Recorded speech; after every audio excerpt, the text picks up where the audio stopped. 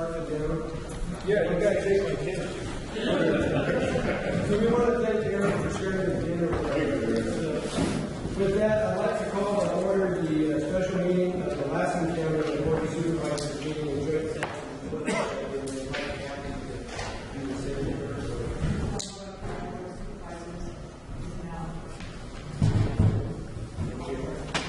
We have a quorum of both boards present, and the purpose of this, I guess first of all, we need to do is approve the agenda and additions and recommendations. That's the formality. Thank you. We have a motion by Mr. Smile. Is there a second? Second. You heard several seconds. Okay, all those in favor, this would be for the last board, and then here would be for me, or Kathy, would be doing the same herself. All those in favor say aye. Aye. Opposed, the motion is unanimous. You want approval for additions, deletions to the agenda? Motion to approve. Second. Motion is second. All in favor? Aye. Opposed, abstentions? And Kathy and I kind of decided to go ahead and try to do this as a joint thing. This morning, public comment will allow public comment to be entertained with both boards. So do we have anybody who would like to address both boards under the public comment item? This would be for items not necessarily on the agenda, we just have one item for consideration today. Hearing none, then we'll move on to item B, one which is receive a staff presentation from the Lassen and Modoc counties concerning the sustainable groundwater management act. So I guess who's going to be leading that? Yeah, John Ayers, ladies and gentlemen, we'll introduce John Ayers and David Grimmond, our chairman. They're going to give a short presentation. As I said, I thought it'd be good if we all can have a little recap of the Sustainable Groundwater Management Act and what it means and where we're going, so that we can hopefully have a good discussion afterwards about where we need to go in the future. So with that, unless there's any questions, Galen's passing out.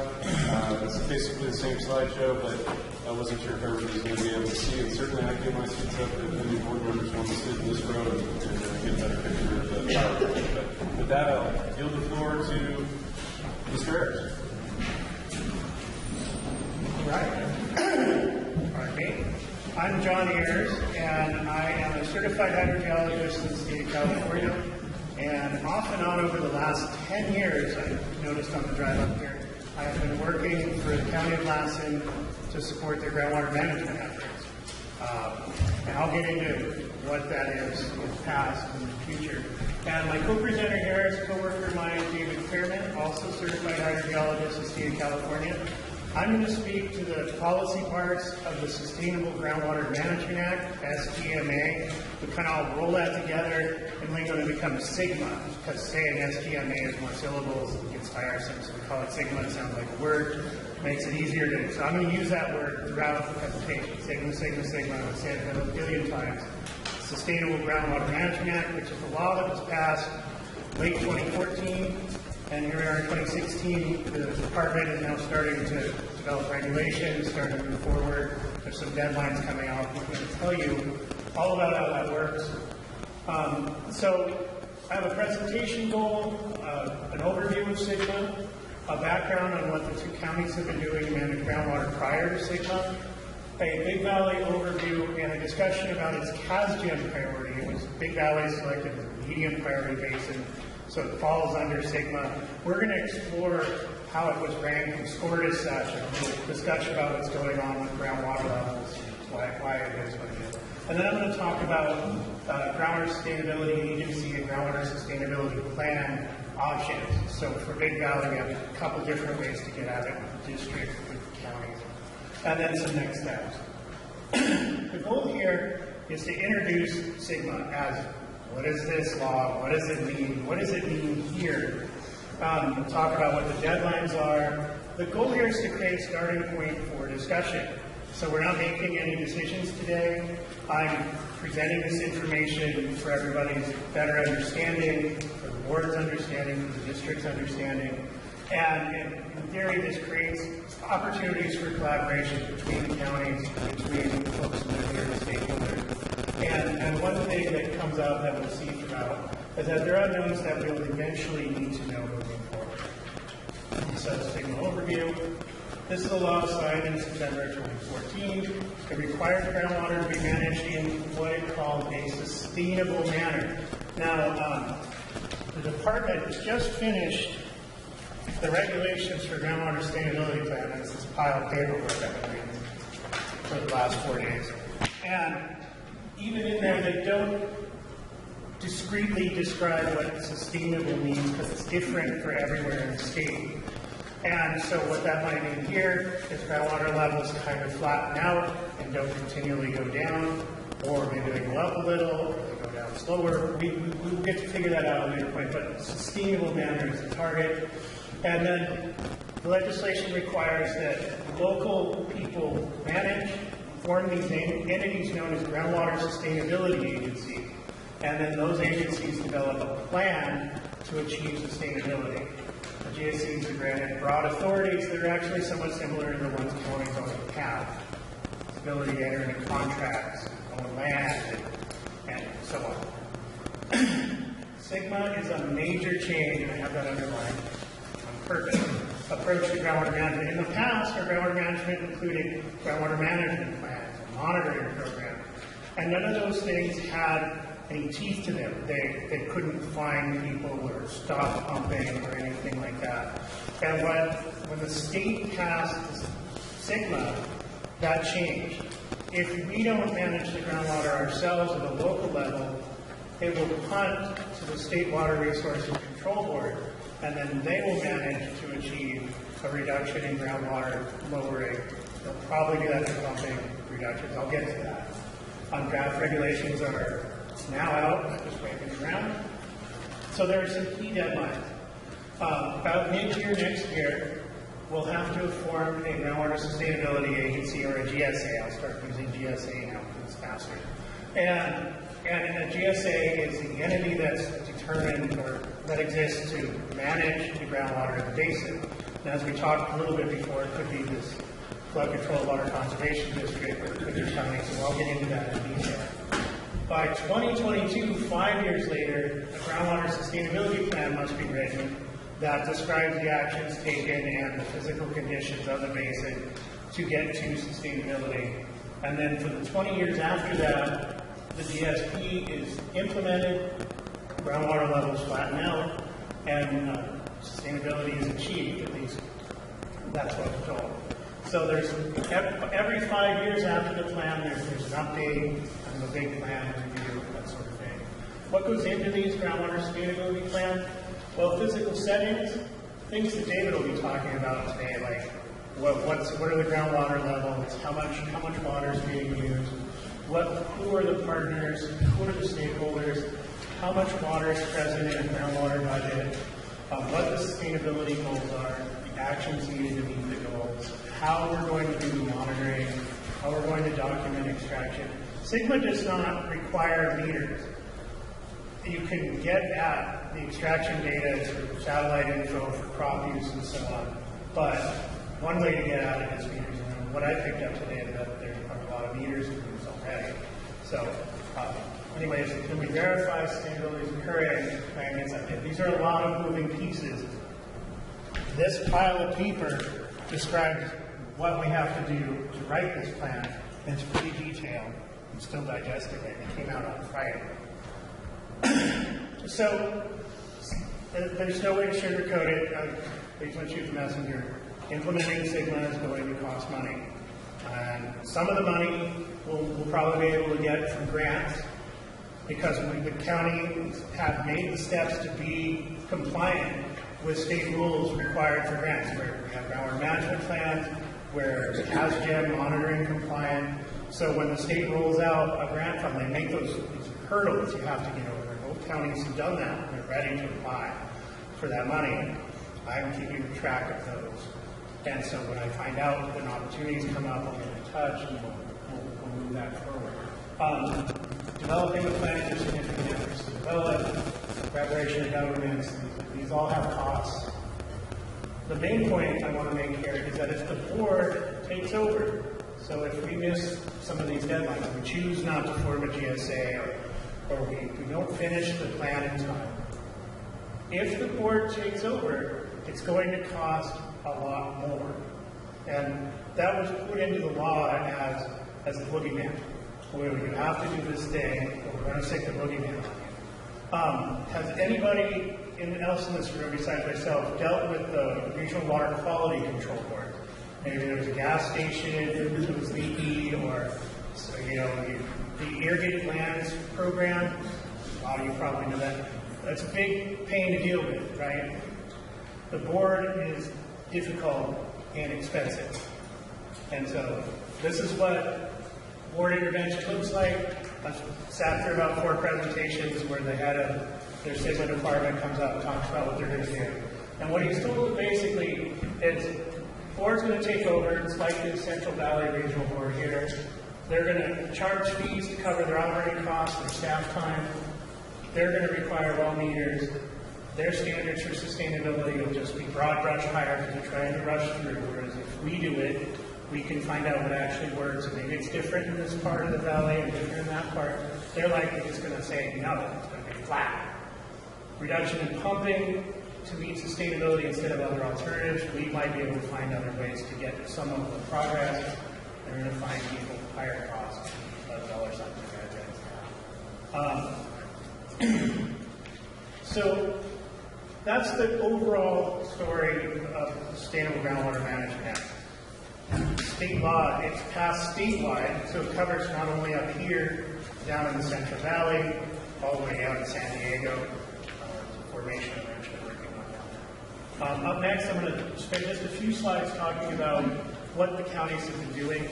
The original starting point for Lassen County was the Fish Springs project, which was a environmental impact report here, an effort to put wells into the Honey Lake Valley on the Nevada side and pump water to Reno, which was growing crazily at the time. The water supply was a constraining reason for them. So they wrote this environmental impact report. They planned to pump 8,000 acre feet from Honey Lake and 2,500 from Dry Valley. And the county went to the Nevada state engineer and said, you can't do this, that's our water, you're going to be taking it. And the Nevada engineer basically said, well, you're not managing groundwater, go away. So the county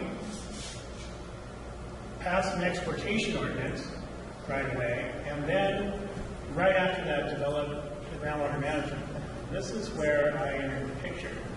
That's my document back in 2007. And then the groundwater management plan led to basic management objectives, which is a monitoring-based program that checks different groundwater levels and reports to the Board of Supervisors. And just last year, we completed most of the California statewide groundwater elevation monitoring CASGAD program, which is a program that the state uses to require us to do monitoring on groundwater levels with the carrot that if they're going to fund other groundwater work like SIGMA compliance, we have to have this in place. We now have it in place. All of these activities up to now were collaborative management, so there were no fines or fees or restrictions. This was all about communicating with our neighbors and working together. And on the Modoc side, very similar story. They've got calcium complete, they have an exportation ordinance, and they formed a groundwater resources advisory committee for SIGMA. And again, all collaborative management in Modoc County as well. So now we're going to move on to the Big Valley overview and calcium priority. And Dave Fairman here is going to talk about that. And before we get there, I wanted to mention that the data that we're presenting here is publicly available data through the Department of Water Resources. They monitor 15, 20-ish, 19 wells. We should know from CASGAD. About 19 wells in Big Valley. And we took a look at some of them, and we've got the monitor now. Dave's going to talk about. We do not have any of the data from the district. So that information may be in conflict with what we're presenting. It'd be good to know. Maybe the same. I don't know. But I wanted to throw that caveat out there.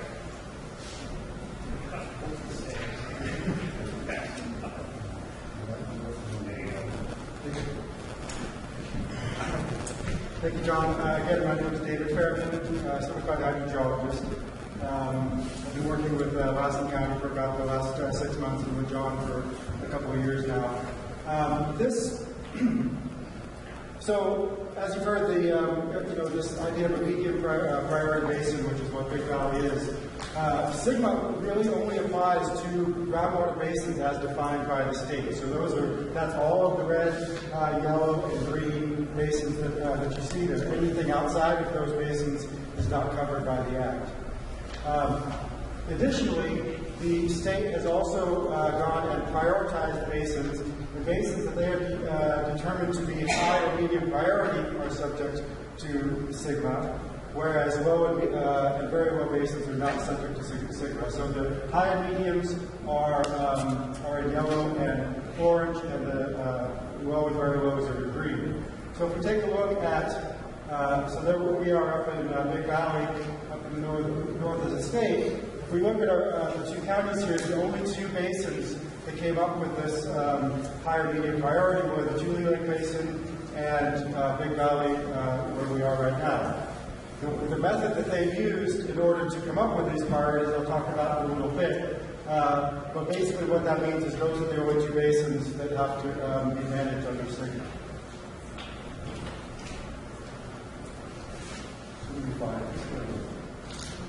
So in Big Valley here, there's the borders of the basin as determined by the state bulletin 118. The Big Valley Basin, as you know, is on both sides of the county. Does not include that Round Valley Basin, which is up in the just up this direction. And that basin has been determined to be by the state to not be medium priority.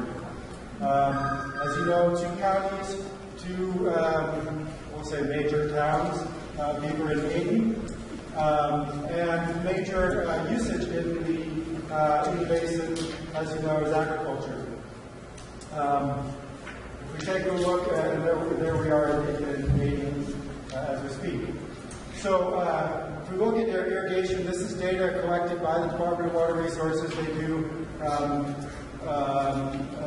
crop usage, correct crop usage information. This was a survey they did in 1997. These are the lands that they determined to be irrigated lands. The blue lands use groundwater. The green lands use surface water to irrigate, and the teal lands use a combination of both. And I'm sure there's people in this room that'll tell me different about this, but this is what the survey data from the department said in 1997. So what drives groundwater is you have to have an understanding of the geology and what's the hydrogeology and what's going on under the surface. And in this area, as you guys know, is very it's a volcanic area. There's lots of interplay of the geology. The sediments underneath us are a combination of layers of volcanic deposits, river deposits, lake deposits, and some of that is somewhat understood. Going back to 1963, there was a report that was developed, but there's, as I was kind of going through it on the way up here, there's lots of squishy words like, these formations may be at this depth, or they may be connected. So there's a lot more that needs to be known to understand what's going on in different parts of the basin and why they're acting in the way that they are. So that understanding is something that's required by SEGMENT. There's going to need to be more understanding of the hydrogeology to manage it. Wells in the basin. This is information again from the Department of Water Resources. There are approximately 400 wells in the basin. Most of them are either irrigation or domestic, with a few municipal, and there are some monitoring wells around, but of course the monitoring wells don't produce water, so these are the players when it comes to producing water. As I mentioned, there are monitoring wells around the basin, and these are measured twice a year in the spring and the fall. The depth to water, which is then converted to water elevation. But before I talk about that monitoring data and what the water levels are doing, let me just talk about precipitation for just a second.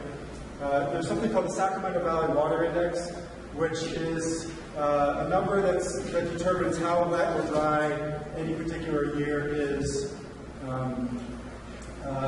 going back for about 100 years. We've put up the about 25 years worth of this data from 1980 to 2015, and then on the y-axis is the index itself, which is again a measure of the wetness or dryness of the year. The blue lines represent wet years. Green lines represent fairly close to average years, with the red being the actual average over the period. And then the yellow and red lines are dry and critically dry years, as designated by the Department of Water Resources. I'll point out that there have been a couple of droughts in this record. In the late 80s, early 90s, we had 2 dry years and 5 critically dry years. If we look at more recent times through our current drought, which we kind of go back to 2007 for this drought, we see that we have 3 dry years and 3 critically dry years. So both of these drought periods are about the same duration. You can almost argue that the 90s drought may have been more severe, but the current drought, as we know, has had lots of impacts both here and around the state. So to get back to the monitoring data, I'm going to take a look at this particular well right here, just to kind of guide you through what it can tell us. So on this graph here, again, we have 1980 2015 on the x-axis. For the y-axis is the elevation of the groundwater surface, the red being where ground is. So what you notice is that in the 90s, during that drought, which again may have been more severe than the current one, water levels dropped by about 10 feet in this particular well. After the drought was over, they did recover. Then, as we get to our current drought, we see that there is a greater degree of lowering of water levels of 30 feet in this particular well. So if we take a look at some other wells around the basin, they tell kind of that same story. And what we see is that they do tell a similar story of varying degrees. So, they all show a lowering of water levels from 10 to 40 feet at these particular wells. And these are all in the southern portion of the basin. Then if we look at several wells up in the northern portion of the basin, we see, again, similar stories with this particular well located in the very north finger of the basin. And these wells right here, they do look a little bit flatter, so there are different things going on in different parts of the basin. This one right here is located right here in Aden. We have the Ash Creek running right through, so it may be that is, doesn't allow that water level to draw down as much. But there's something different happening in these more recent drought times. In looking at this data, from a professional hydrogeologist view, this, it looks different. This drought looks different than the previous 1990s drought in terms of water levels. So to get back to CASDEM priority designations, so I'm not expecting you to look at all this information, but this is the kind of the ranking that the state does. There's 8 criteria that they use, including population, number of wells, amount of irrigated acreage, how much groundwater is used in comparison to surface water, and then this number 7 here, which is impacts.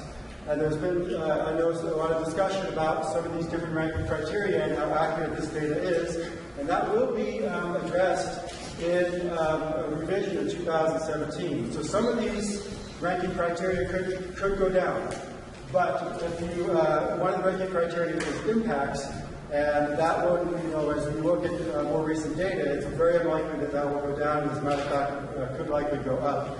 So, I know we're just over the criteria for being a medium priority basin. It wouldn't take very much to drop us back down, but it also wouldn't take very much to push us back up either. So, this is something that the department will look at. But the likelihood of being redesignated and not meeting priority, in kind of our opinion, is pretty low. So, there you go. Okay. So, the real reason I'm here is, well, one of the real reasons is we have a number of ways we can set up the Groundwater Sustainability Agency. And we can either use the Lassen Modoc Flood Water Conservation District, but I'm just going to refer to it as Conservation District from now on. Boy, that's a mouthful. Or both counties can work via agreements. So, as part of the GSA and GSP regulations, the department has set up some example diagrams. So our first option is we can manage the entire basin as one GSA, one Groundwater Sustainability Agency, under one Groundwater Sustainability Plan. We can do that either with the Conservation District or both counties using an agreement. And you can structure that with the joint powers or MOA. I'll describe those in a little bit. Another option we have is that we could use two groundwater sustainability agencies. Likely this would be a Modoc agency and a Lassen agency.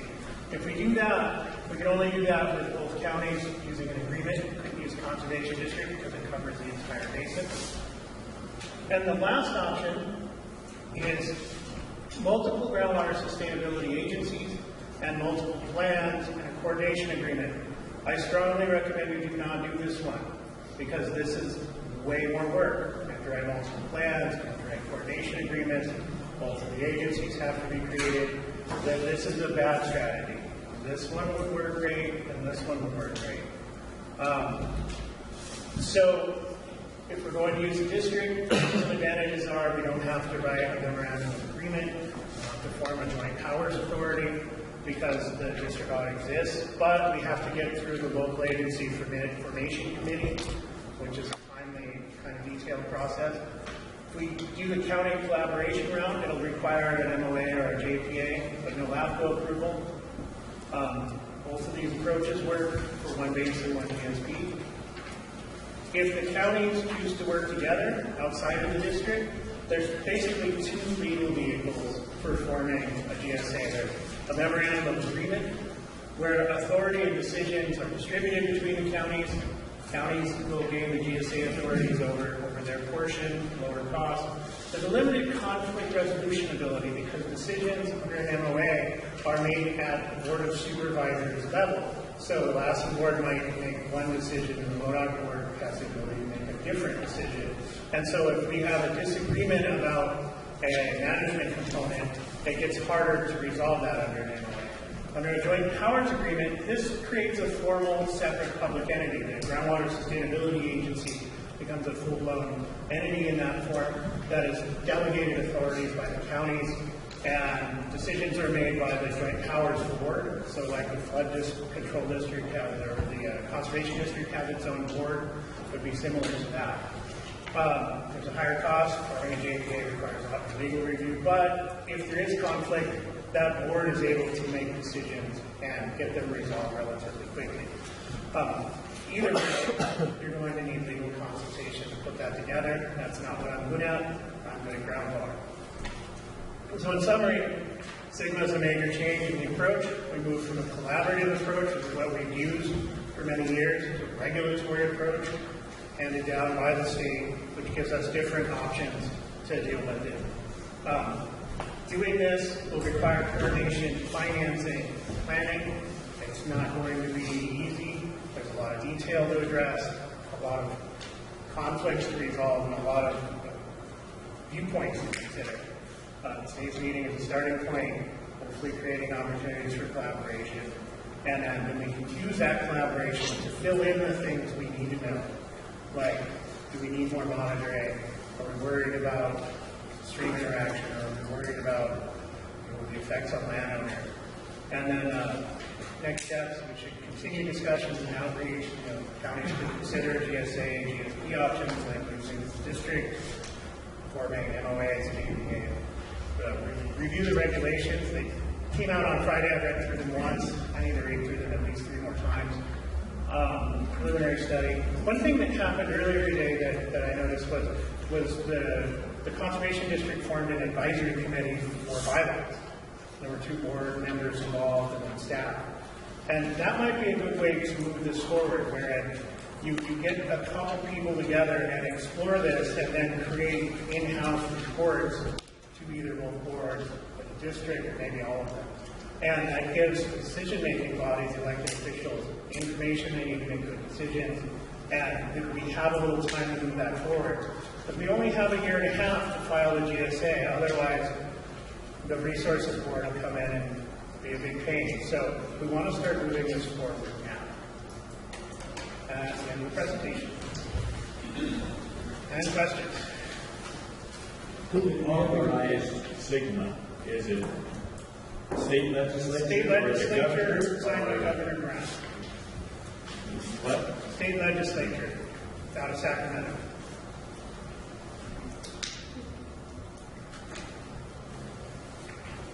Yes. So there's new legislation being introduced right now to even go farther in on the rails. That's going to be the state's going to have a bigger hand in it. Are you familiar with that?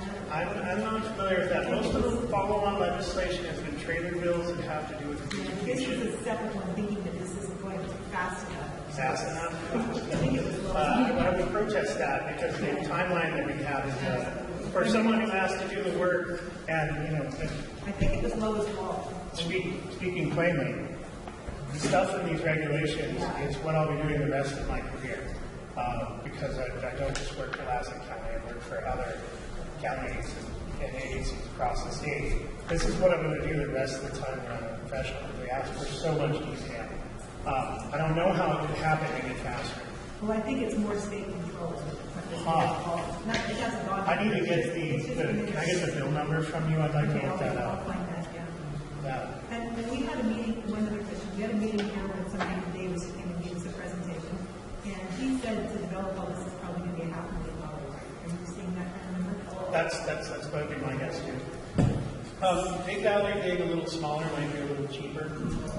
There are, without diving into the weeds today, there are 6 what they call undesirable results that you want to avoid to be sustainable. It's lowering the groundwater, reduction of storage, seawater entry, salinity control, subsidence, water quality like contaminants like gas stations, and stream depletion, let's say.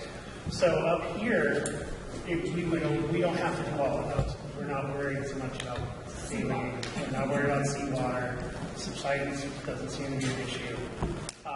And so we can knock that down to 2. And so we have less things we could, and the regulations provide, you can lump them under elevation. You keep elevations high, you can avoid dealing with those other ones that are expensive. Now, water quality sampling is expensive. Subsidence monitoring is expensive. We would get away from those by simplifying our plan levels. But it's still not cheap. And I think in order to get it done up here, we need grants from the state. This is a real need for state process. The staffing in regards to make this happen would be part of the flood district and whatever we could work between the counties on this. Well, you know, The funding for the staffing would come from whatever grants we could find to make it happen, or so here's what I know so far. It looks like the state is going to release funds from Proposition 1 to help pay for the plan. Everything up to the plan, they're not really helping with. You can potentially get a facilitator from DWR to come and talk with us. And they've done that in other parts of the state, but it still doesn't help pay for the staff to do. There are a lot of hidden costs in Sigma, meetings like this. This is not a cheap meeting.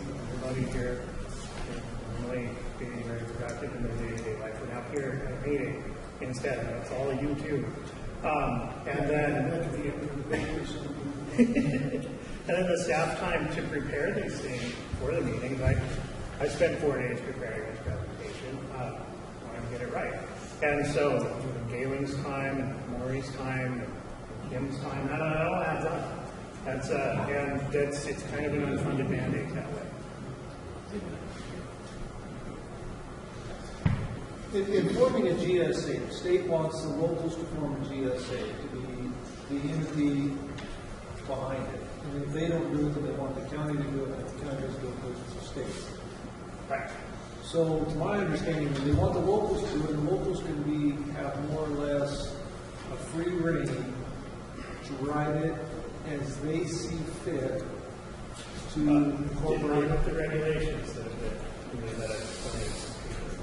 And they've just recently come out. they came out on Thursday at like 5 p.m. So I got them over.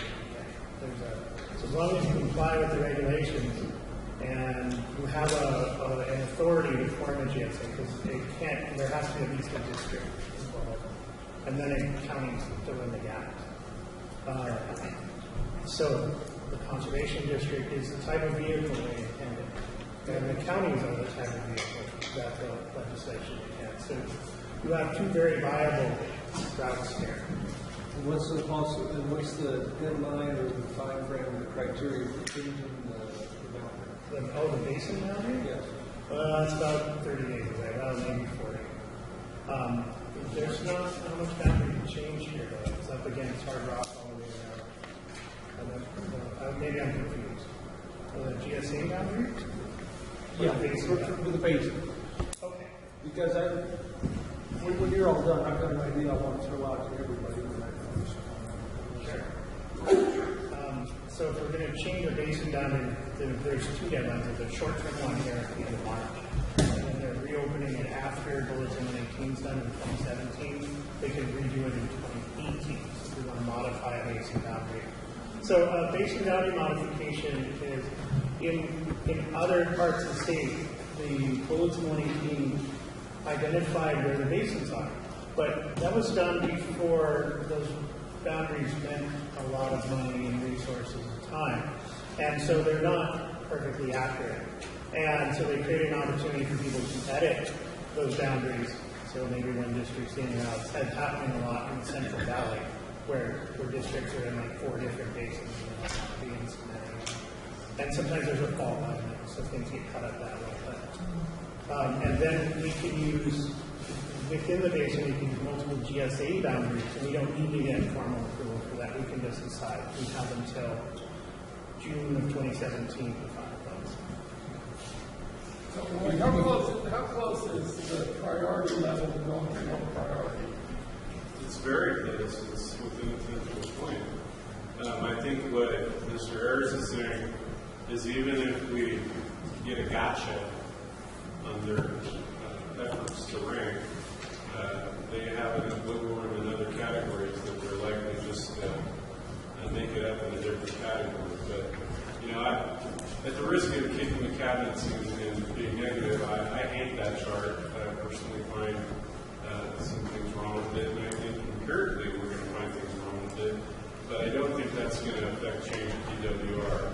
We've had the freshest little in way of them wanting to amend in any kind of urgency the rankings. And so they've consistently said, great, if we're wrong, we'll address it in 17.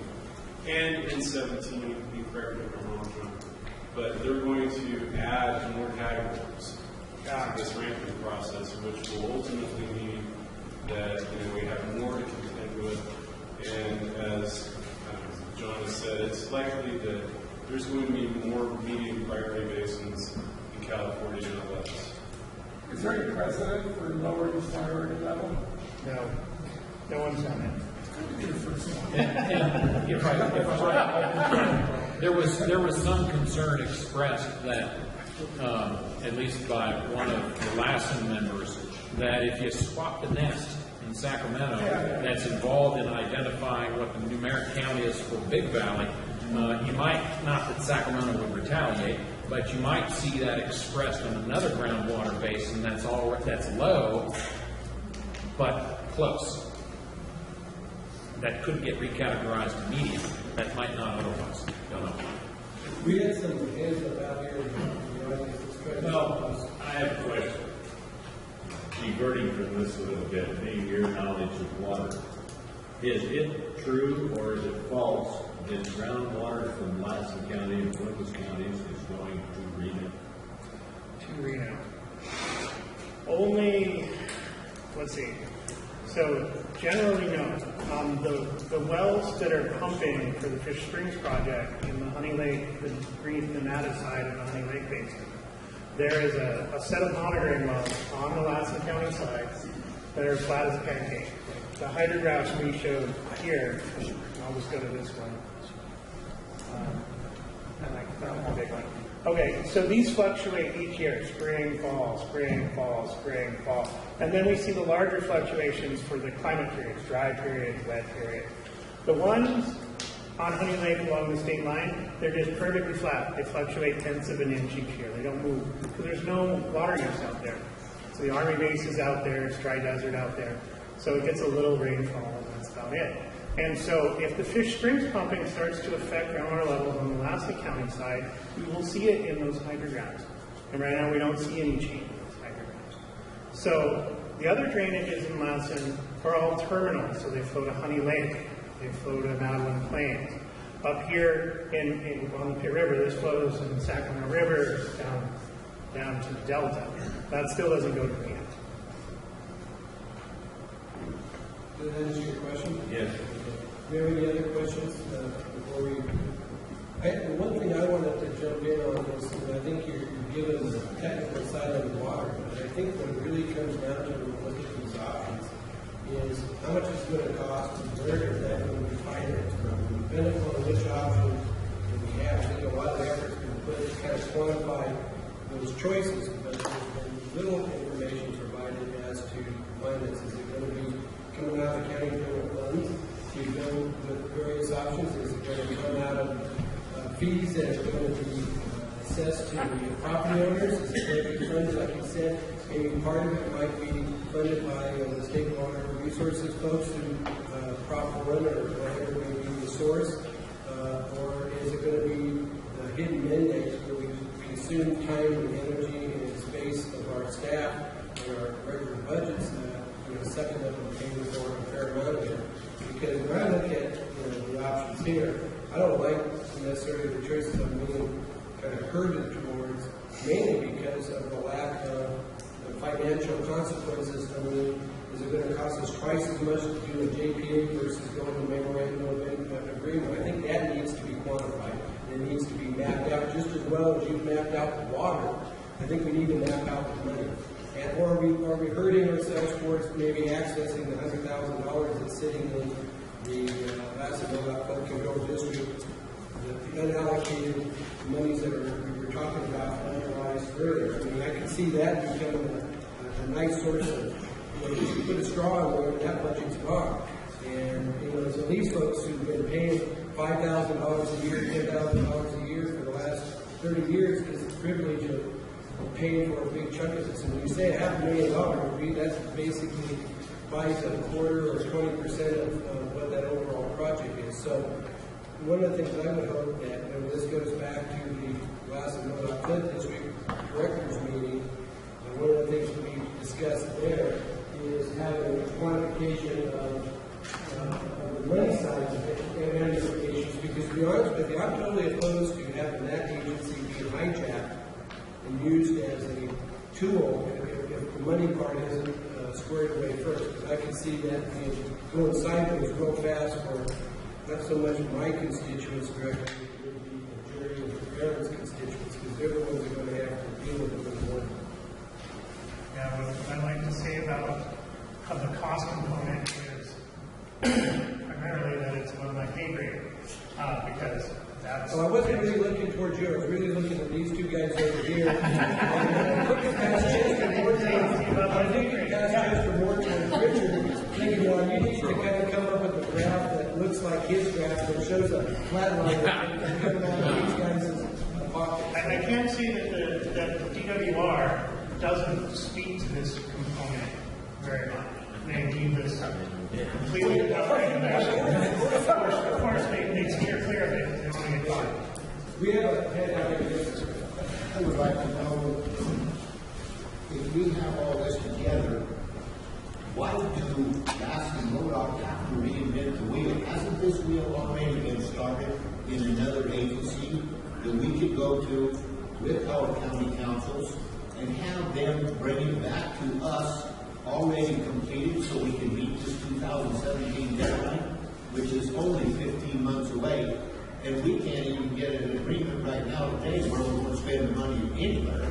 So we need to get somebody that's not within a large board, such as these two people sitting up here, to put together a agency so we can meet the 2000 June deadline.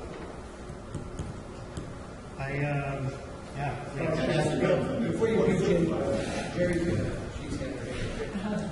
So you touched on the LAFCO process, what it would take. Is it even time-wise possible to get that through the LAFCO process and time to meet those deadlines? I do not know. I look over here to I'm not sure what process you're speaking a of. local agency for I understand that, but what? If you were going to use flood control district, is that even a possibility? Given Well, I'm not certain, but the Modoc Lassen Flood Control District encompasses this entire basin, so I'm not sure what LAFCO issues might. I think I have an answer for you. And that is number one, Lassen staff sought an opinion of outside counsel for the purpose of ascertaining whether or not, the flood control district could in the first place, whether it even had the authority under law to perform this service, to undertake this function. And that was answered in the affirmative. We know that also by way of evidence of the proposition that Zone 2A was created in 1994 for the express purpose of monitoring groundwater in this community. So it's already been answered in practice as well as theoretically on paper by an attorney. But secondly, the LAFCO issue, most importantly, there was a letter brief, I think, in the staff material, and that was written by John Benoit, who I believe serves as the executive director for LAFCO, for Lassen, and I think also for Modoc.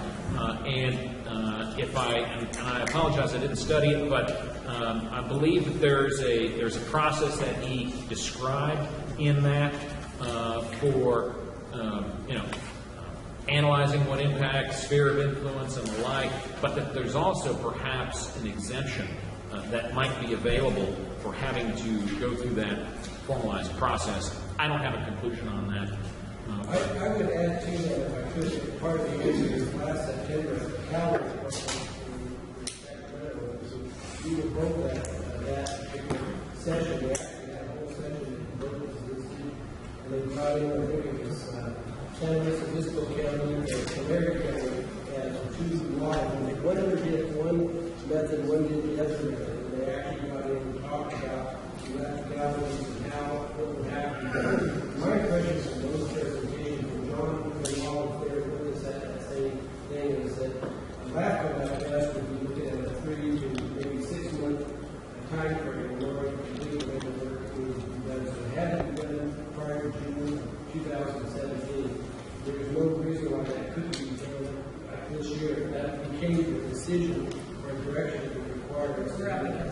But yeah, if we don't get that all going by the end of this year, we probably might run out of time. If we're going to start this year, the next 2 to 3 months, it could easily be completed by the end of this year. If we then set you up to be able to make the deadline in 2017. So that part of it was addressed in a big way. In fact, that presentation, I'm sure, was recorded. It would be easy to obtain a copy of it. We had a lot of slide presentations and everything. And actually, the San Luis Obispo approach, at least at that time, I was impressed by it. And I don't think that's what we're talking about here. I don't think we're talking about. But anyway, that's, that information has been, I think, worked out by other entities around the state. I have a question, Mr. Ayers, if I may. Yes, go ahead. Thank you. How does, and I just don't know the answer, how does a county or some entity that's willing to undertake the GSA function, how do they announce that proposition to DWR? I can answer that one. Thank you. LAFCO, not so much. So what you do is you declare yourself a GSA for any basin that you want to manage that's within your jurisdiction. So either if the district would like to declare it, it could be the whole basin. Lassen County were to declare it, it would be the Lassen County portion of the basin. Modoc County, or it would be the Modoc portion of the basin. You file with PWR, there's a website, a web entrance, you put it in, they publish it, it sits for 60 days for someone to protest or not, and then it gets accepted. That's actually the most straightforward part of it. So you had a question for us. Was that, it was asked me to, okay, all right, that sure is meeting next time. Yes, any other questions? Yes. Kim Hunter, I'm the planning director for Modoc County. I just have some brief thoughts, concerns, comments on what we've already spoken about. Regarding the Lassen Modoc Flood Control Water Conservation District. I came to this area and worked in this valley as a watershed coordinator when I first moved out to this area 10 years ago. And it was for a small district, the PIC Conservation District. And they did a wonderful job within their capacity. But these small districts, and I'm going to liken this district to this Lake Conservation District and Central Modoc Conservation Districts, which I also work for, I'm going to liken them to the Lassen Modoc Flood Control District, if you will. There's such limited capacity. Such limited capacity. Do a great job of what they're doing. This is an enormous animal. Change of lifestyle animal for our community. And it's not just about monitoring. They keep mentioning Zone 2A, 1994, I believe that was added. That is about monitoring. This is not about monitoring. This is about enforcement. Yes, monitoring plays a huge role. This is about enforcement. It's a small district, a relatively small local district, willing to step forward and enforce. The fees, it's going to have to be probably a mix of general funds from the counties, grants, and fees. Are these taxes subject to Prop 218, 3/4 vote? We've seen what's happened to the ambulance district.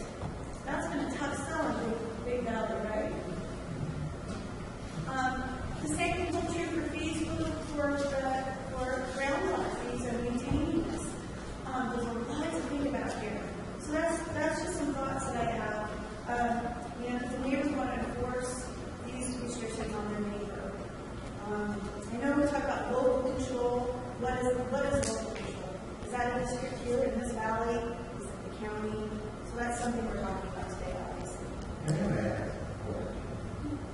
What's the alternative?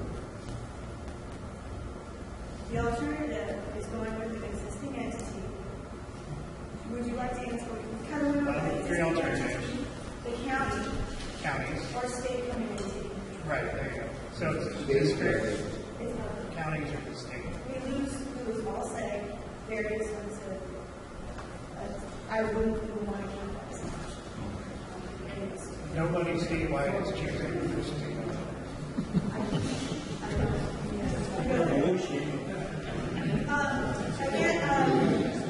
We've already discussed future revitalization in 2017. For Modoc County, we have two shared basins that are priority basins. Okay. Pay attention. We have two basins that are currently being priority, both are shared.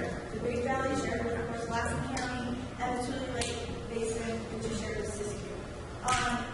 We have two basins that are high in points on that prioritization table. That's the Alberta Basin and the Surprise Valley Basins. In 2017, the wells that are being drilled and the trends, and as was mentioned in the presentation, very likely we'll have some other basins bumped up. So even for the Lassen Modoc Flood Control District, what if we have a shared basin in Surprise Valley? What are we going to do then? Because this district doesn't cover that area. So maybe some thought, I don't know what the answer is, but maybe some thought to the future and a bigger umbrella, because it's very likely that we have more basins prioritized in 2017. I think that's enough. I think one thing that you pointed out is a concern that I think I have, and probably something the rest of the board has, in terms of dealing with the last one about what control district is capacity.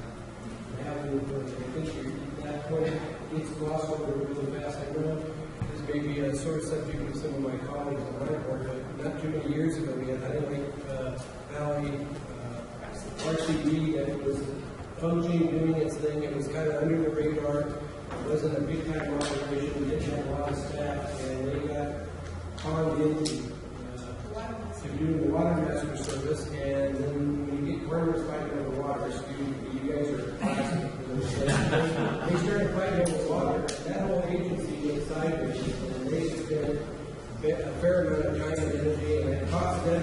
They are those paying the fees. So what is it, hundreds of thousands of dollars in legal fees, and the work that was historically done by RCD basically got more or less shoved to the side. Now, we kind of have sent it down and we've seen it put their storage caverns down. I think Mr. Hempel pointed out to me that come March 1, when they turn on the spigot, if you have any water that is generated from these recent storms, it'll be back that pattern. So my concern is not having an agency that had a lot of capacity, all of a sudden take on a big function, on the theory that local control is fine until we start battling with each other, fighting on water. So I think that needs to be explored, and I think that needs to be appreciated as part of the development process. I think Richard, sure. I knew I would pick I just wanted to make a couple points because I think we confuse the Zone 2A of the Modoc Lassen Flood Control District with the district itself in a lot of cases, because they're the only activity really that's going on. But in fact, the Modoc Lassen Flood Control District is a very large district encompassing all of Lassen County and the majority of Modoc County. So it's not a small district limited to the Big Valley area. It is, in fact, a really large area. The second point I want to make is, granted that Modoc Lassen doesn't have the capacity currently to take on this type of role. No one does. Whoever the entity that's selected is going to have to develop the capacity to do this role, whether that be one or both of the counties or the district or some other third entity that we haven't come up with yet. But I just think it's worth noting that the Modoc Lassen Flood Control District is a very large district. It's not just the Big Valley area. Jim? This is a vision in my mind that is, I'm not a water user. I have a domestic well. I take care of my yard, things around my house. I don't have agricultural ground. I do have agricultural ground. I don't do anything with it, raise soil. My thing here is, this has got to be something this county and Lassen County have got to come together and make one district to make this happen.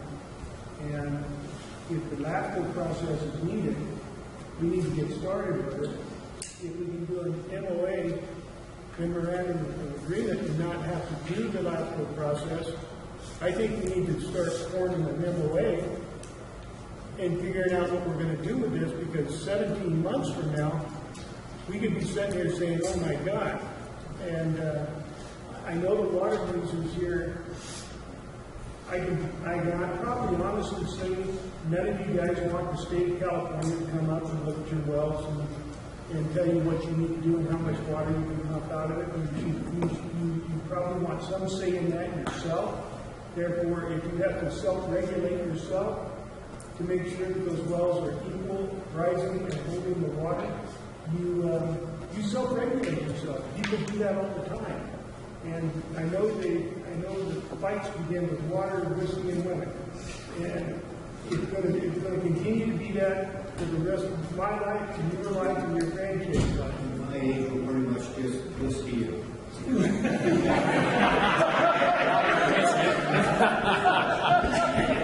Those are the fights you're going to have to deal with them as they come along. And hopefully, if you do it as you put a unit together, a group together, which you already have, and it seems like you already work pretty well together. You probably got some disagreements with one another, but you seem to work them out, or else you wouldn't be sitting here today listening to us talk about this stuff. So I think both counties need to move to a position where we're going to get this done within a reasonable time.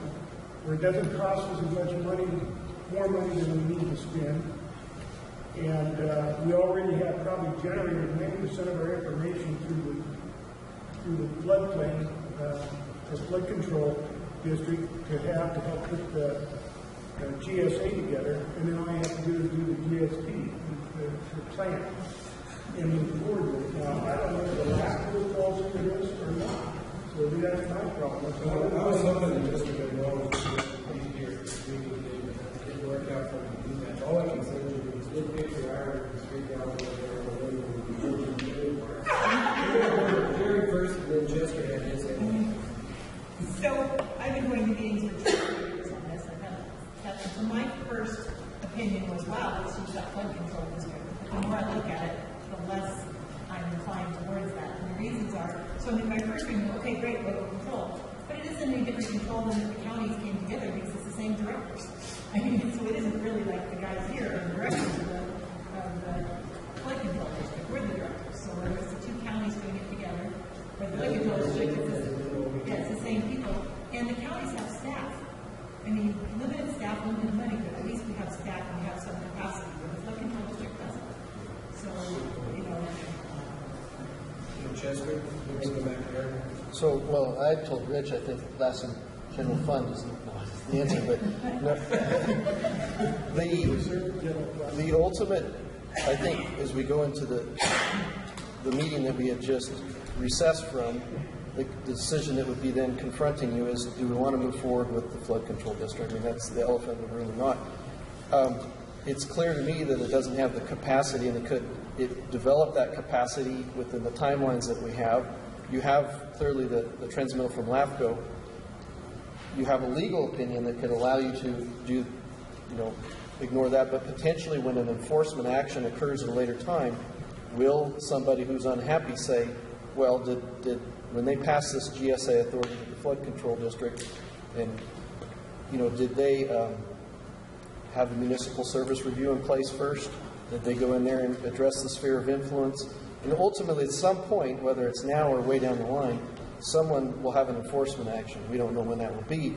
And when that, you want your foundation to be very firm. So from one perspective, that's something that concerns me if you move to designate the district. Then there's the capacity issue. And clearly they don't have $500,000. They don't maybe even have the capacity to get a grant. I don't like the prospect of it being the liability associated with either of the counties and us having to address it. But I recognize what we've done under Sigma already. We have, in the resolution that we did in Modoc, we basically assigned it to not only the planning department, but our farm advisor's office, our ag commissioner, the administrative office, our county council. It's even named in the resolution. So both of these entities have a plethora of resources that are respectively going to have the capability to absorb, although we don't like it, some of these hidden costs in the state legislation. And I think if we were to team together in an MOA or an MOU, and then I still think that the flood control district has a role to play. Clearly you have a deficit spending situation if you were to spend all that we just budgeted, but you have an existing fund balance there, and that money could be utilized to assist both of the counties in regard to that, since you're the same governing board, but or potentially a match to a state grant. But rather than charge them with the full responsibility, which is charging yourselves, and then for me, speaking not as staff, but as a taxpayer and someone who would be regulated, I think there's more transparency if you were given between the flood control district and the governing boards. The governing boards are not elected, and by and large, this body doesn't include all the people in the Big Valley Basin. So as we've mapped it out in Modoc County, we've tried to give authority to the people that are being affected with our groundwater committee. Here you have Surprise Valley or Honey Lake making decisions related to here. When you have it, it's still left with an MOA at the board level. There's an accountability to the people. There's a process that's much more. There's meetings that are bi-weekly rather than once a year, so that people have that forum to communicate, and we have a readily available appeals process that we convene on. We did assessment appeals today with our board. I mean, so we're trained, we have staff in place for that, and I just think that's why the banding together may be our only feasible approach for potentially Rich and I to come back along with the legal counsel, another where we have cost proposals that can say, here's a. Would it be possible along those lines, I think we raised a lot of great perspective in terms of possibly forming an MOA between the two counties, all of that to a degree. When it comes to reaching out, maybe that MOA as a joint action could actually, through an MOU, contract with Lassen, Modoc Flood District to form possibly like we have the 2A within the region, and create a specific boundary that could maybe even be that watershed within a big valley to implement portions of that. So it'd be kind of a hybrid of both of these rather than one or the other. Is that even something that would be possible? Because I haven't heard that kind of mix, because I think when it comes to the money side and the capacity side, I think that's more where the counties are, where maybe the hands-on, because of the ability with what we have in the Lassen Modoc district now, with that advisory group that already works and takes care of the monitoring and stuff, they can still be very much, and they can actually bring it more closer to them, like rather than having people in Surprise Valley or in Lake Valley being the ones making the decision what happens in Big Valley. I mean, that's just a thought. Go ahead, Aaron. But I think before you do, Aaron had his hand. Yes. And then we'll go to Big Pop. Aaron? Yeah, I got an idea. Can we go to slide 20 on this? Maury, can you help me out with that? Because what I'd like to see is, if we look at this, it's a big valley. The DWRs and the state, they want to manage, if you look alongside that line there, that line is basically private property.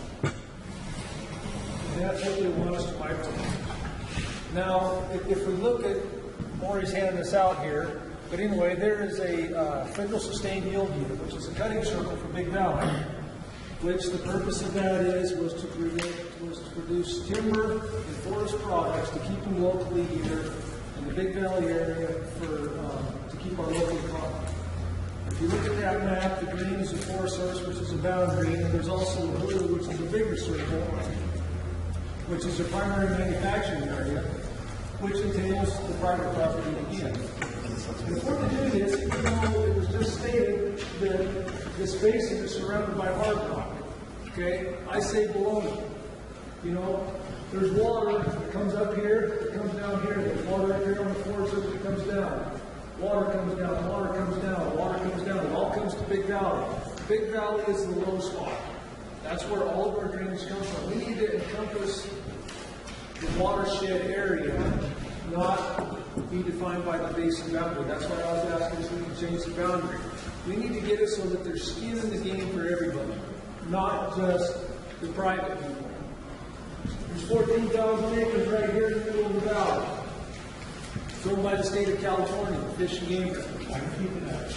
They have to play ball. They're hiring us. But they're not playing ball because they owe us 60 to 70,000 Lassen County, 70,000 a year. Can we send them the $500,000 bill? You can try. I won't try. In past careers, I mean, they're not their share. But in terms of stigma and having monitoring and pumping limitations, they'll have to participate. Good, they can go out there and control the water tunnels right in the middle of there. They can also help fund it. Exactly. You know, and we need to have that in there, but we also got to have the Forest Service and the BLM for our water city coming in. We need to get everybody to have skin in the game and just not the private. Private's the guys that's making it. You know, you go up here this last year when the government declared this drought. You go up on the Forest Service up there, you've got Department of Water Resource guys up there running around, making sure the diversions up on the Forest Service land that a permittee isn't holding water back in the trough or the pond for stop. It's got to be let go. It can't go 100 yards and disappear in the ground, we've got to let it go. And that's what they're doing to us. They want control of the people. By controlling the water, we've got to get everybody to have skin in the game. If we're going to do this, we need to make it bigger than the circle here and put it in the outside round and have everybody have skin in the game to make this thing work. And that's where the local control has to come in. I agree with what Tim said. You know, I don't want to as a supervisor, I don't want to be in control because the rancher, I also don't want to be in control because I'm the chief, the guy that has to pay for this stuff.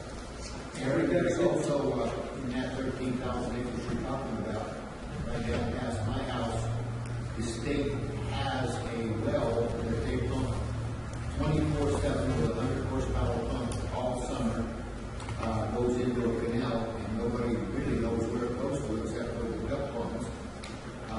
Tremendous amount of water is being used out of that well, not monitored whatsoever. It's free flow. So, you know, we talked about the state self-regulating, they won't turn that pump off. Right. Because the fish, the ducks, and the geese are better than anything else. So anyway, I just want to throw that out there that, you know, we need to get so that everybody, and just, let's make that circle bigger than just some private property individuals. And we need to make that bigger, whether we can do it by the end of the month or not, I don't know. But that's, that green area on that map is fairly designated by Congress. And let's put that in there because that's supposed to keep a sawmill here in Big Valley. We haven't had a sawmill in Lassen County for a good number of years. Lassen County lived in the Big Valley area. You know, we need to promote our small communities, not put stuff on us that's going to hamstring us and make us wither up and shrivel and blow away. And that's what this thing is doing. It's going to make us shrivel away. I know there's some people that don't necessarily agree with me that sit on my board with me, but you know that's what it is. You know, and I'm very passionate about this because this is home to me. This is where I was born and raised, grew up, and I got my kids here, and I want the kids to have the same opportunity that I have as do you guys.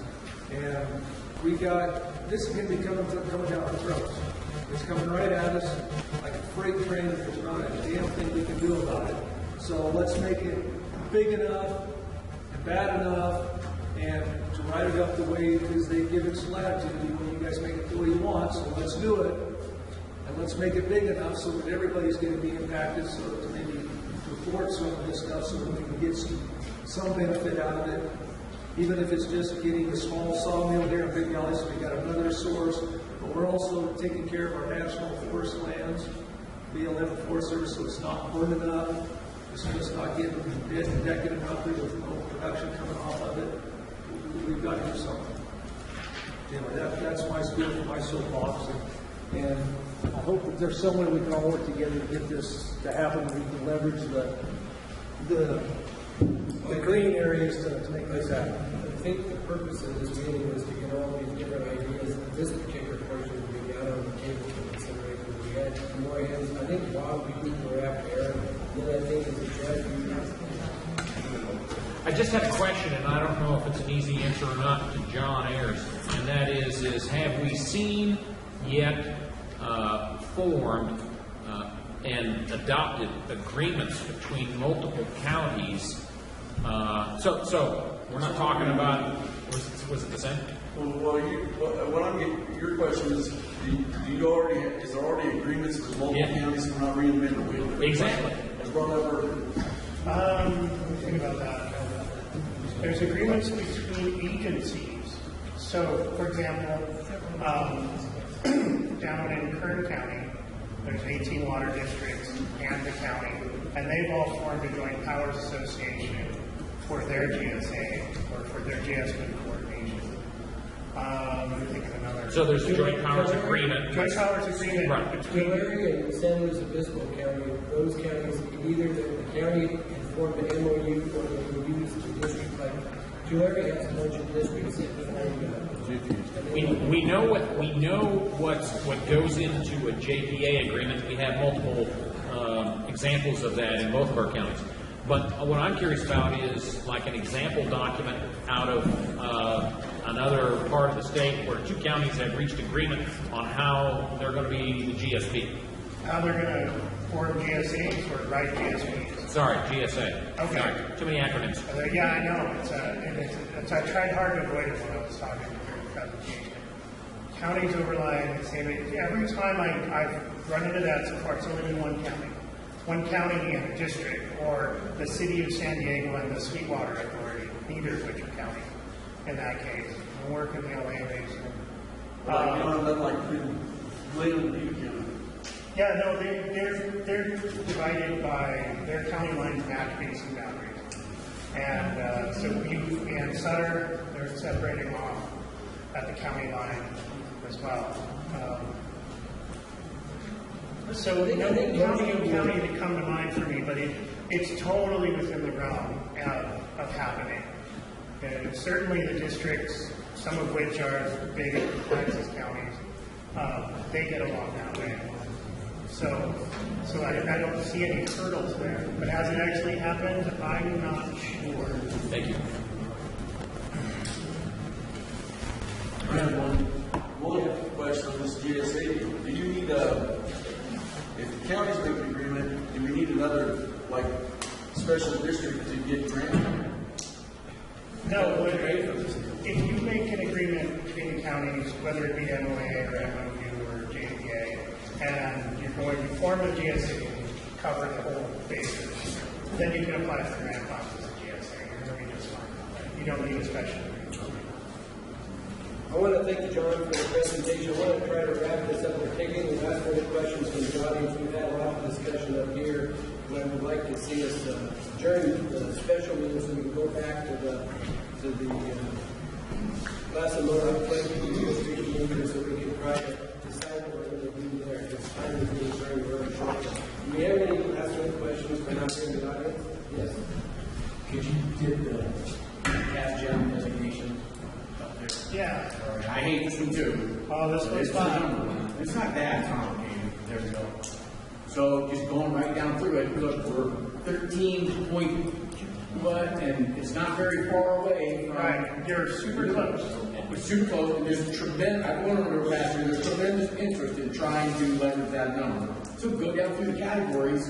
The one isn't going to change population. You actually don't want that to change because look, 7 to 250 per square mile, a disaster has to come through and wipe out a bunch of people. So you want that. 0, the state's saying nothing's going to grow here. And we're going to get that ambulance going to save the 1 and 2 and keep the 1. So then go down to public service wells. That's a well-known number there. That's pretty hard to know. The next one going down, if you look at the math in it, that's pretty well defended, but we're only talking about 2.5 points anyway, right? So then the 4, your acreage is on the increase, not decrease, unless again there's some huge disaster that wipes all population out. Go back down to 3, they do 3 to 3, the average 2, 3, 6, divided by 2 is 3, pretty defensible number. That leaves 2 things that are the weakest thing that I see. Number 7, impacts. Plus line, what are they? There's blank, this big fat 3. That 3 went down to a 2, you'd be in the middle, right? So if someone could tell me some more information about that one, that's one. And then the final one, of course, is the methodology to begin with at the bottom, the ranges, which would need some hydrologists, geologists, statisticians. You have to sue the state over the methodology to begin with to stop it. A state order, and then fight for years in court to say what the hell justified that. So I don't think that's a good option. But that 3 is the weakest thing I see, unless I'm stupid. I know there's tremendous interest in trying to. So when DWR describes something as impacts, they're talking about things like this. So over the last 7-8 years, this particular well has gone down about 8 feet. Right. But it only has drought. But the early 90s, which had a similar drought, it only went down about 10 feet. So what has changed land use or irrigation practice or diversions, as we like, surface water supply now, so that from the 90s to the more recent 10 years, that the groundwater levels are going down more. And we see it pretty consistently across the whole valley. We're monitoring and things are declining more rapidly now than they were 20 years ago. And then when DWR looks at that, they go, oh my God, that's horrible. We're gonna score that a big impact number. And a 3 is kind of on target. It's my professional evaluation for that number. Well, could we compare the one that went down to 80 with the one stayed flat 4 on the map? Sure, yeah, I can go into that. The one that went down 80 is here. Way up there, a narrow little And channel. the one that's 4 is right here in 80. Yeah, so Aiden's getting all that stuff going down from the mountains, right? It stays relatively stable. That one, different story. those impacts go back to the number of wells that pump water has steadily increased over time in Big Valley. But still, 3, and with how quick does that narrow one recover again? The 8, that looks like a huge impact. So, I don't know. And so, anyways, in terms of the scoring criteria, that's why they gave it a 3. Because they see things like that and they're like, hey, I can't speak for their scoring, I didn't do it. I know. Yeah, but I've kind of pressed them on Lassen County's behalf. The guy who did the ranking, and actually the guy who led the original ranking is my old boss from there. Okay, anyways, I think that's a great observation you made there, and hopefully helping something that we can take it. Do we have any other questions? What I want to do is, Jester had his hand over good hand doing it. Turn it off. Go ahead and basically we go back to the district. Sorry about that, guys. So the one task I'd like to, so that the Lassen board knows, in terms of, like you have DEI consultants here, and we've had people from UC Davis come and whatnot. Our groundwater committee, we primarily, we're dealing with the Tule Lake Irrigation District. I spent a lot of time with that. But at our last groundwater committee meeting, the recommendation, and they've asked us to put something before them that would go before our board, is related to having a hydrologist look at the north, so basically evaluate the data. So I know you guys were looking at maybe challenging the data and that kind of thing. The same questions they had there was us going out and retaining someone to look at the north end. We haven't done that, but I wanted at least Lassen to know that that's something that had been discussed by our groundwater committee.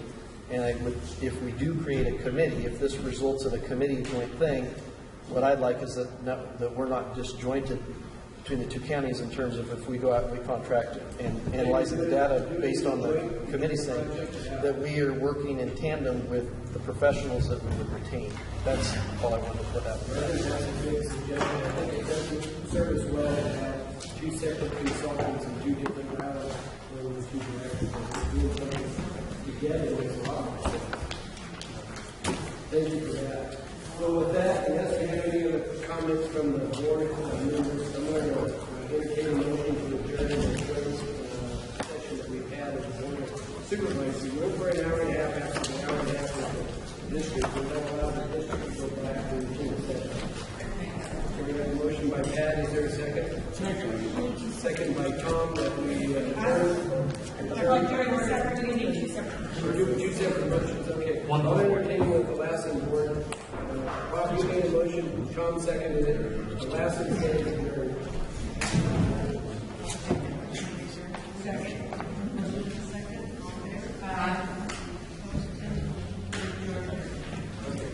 with that, I think maybe we should take a 2-minute recess so we can